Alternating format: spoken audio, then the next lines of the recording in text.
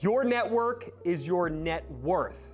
I know that this is not the first time that you're hearing this. And hopefully, through this next video, I'm gonna give you an idea of how to approach what your current network is and how you could potentially build out a way to increase the amount of people that not only do you know, but that know you. Because at the end of the day, your network has to be a two-way door. And I've said this before, but everybody knows Michael Jordan and Tom Brady, but they don't necessarily know you.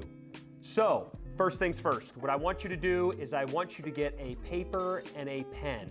And I want you to think about a segment of the population. In my particular line of work, writing down all of my fitness contacts may be very valuable. So I would have my paper and pen, and I would write down all of the people that I know in the fitness industry. Then, after you've done that, you're gonna look at the list, and you're gonna write a 1 or a 2 next to all of those contacts. The 2 is gonna be the people that regularly communicate with you, that if you reached out, you would not have to potentially talk about what it is that you do and how you solve people's problems. The number 1 are the people who you want to have a two-way door with, but at this point in time, you would have to tell them what it is that you do and how you solve their problems. So this is your starting point because it really clarifies how deep your current network is and how well that you've developed market relationships, which again is what marketing is, and where you need to potentially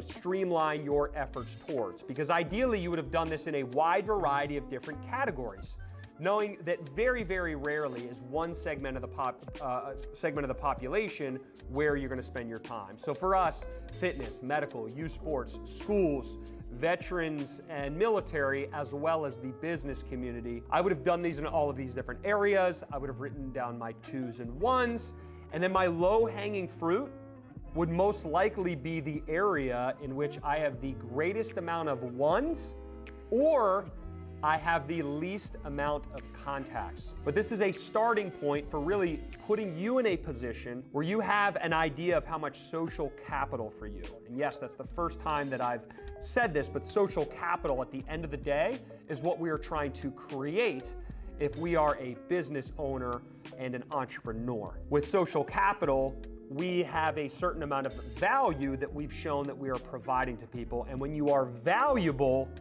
people put a monetary amount on your level of value. So your goal at the end of the day is to create network and then clearly communicate your value. Marketing, which is the market relationships, and then the storytelling. The storytelling shares your value or the value that you've provided to others. Hopefully you're thinking about your network a little bit differently, and if you have any comments, don't hesitate to ask me below.